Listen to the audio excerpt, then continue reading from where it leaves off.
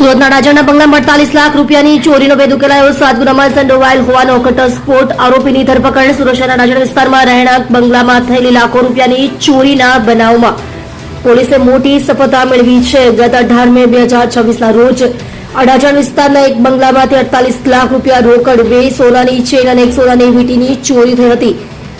આ બનાવ બાદ સુરત પોલીસ દોડી હતી કે અત્યારે આરોપીને પકડવા માટે ખાસ તપાસ શરૂ કરવામાં આવી હતી। પોલીસે ઘટનાને લઈને ગંભીરતાથી તપાસ માટે 20 જેટલી પોલીસ ટીમો બનાવી હતી। અલગ અલગ ટીમો દ્વારા સીસીટીવી ફૂટેજ અને ટેકનિકલ સર્વેલન્સના આધારે તપાસ હાથ ધરવામાં આવી હતી।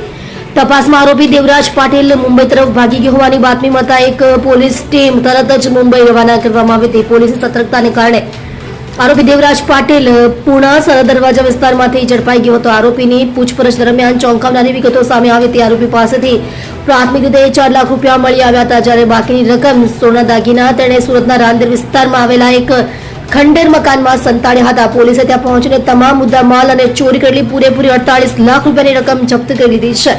પોલીસ તપાસમાં એવું પણ બહાર આવ્યું છે કે આરોપી દેવરાજ અગાઉ પણ 7 જેટલા ગુનાઓમાં સંડોવાયેલો છે। હાલ પોલીસ આરોપીની સઘન પૂછપરછ કરી રહી છે કે તેણે અગાઉ કયા કયા વિસ્તારોમાં ચોરીની ઘટનાઓને અંજામ આપ્યો છે, જેમાં અડાજણ પોલીસ દ્વારા આરોપી દેવરાજ ઉર્ફે કાલુ અભિમન્યુ પાટીલ ઉંમર વર્ષ 29, ધંધો વેપાર, રહેવાસી કૈલાશનગર સોસાયટી, જેપી કમન હાઉસની બાજુમાં નાનપુરા, સુરત શહેર, તેને પકડી પાડી કાયદેસરની કાર્યવાહી કરવામાં આવેલ છે।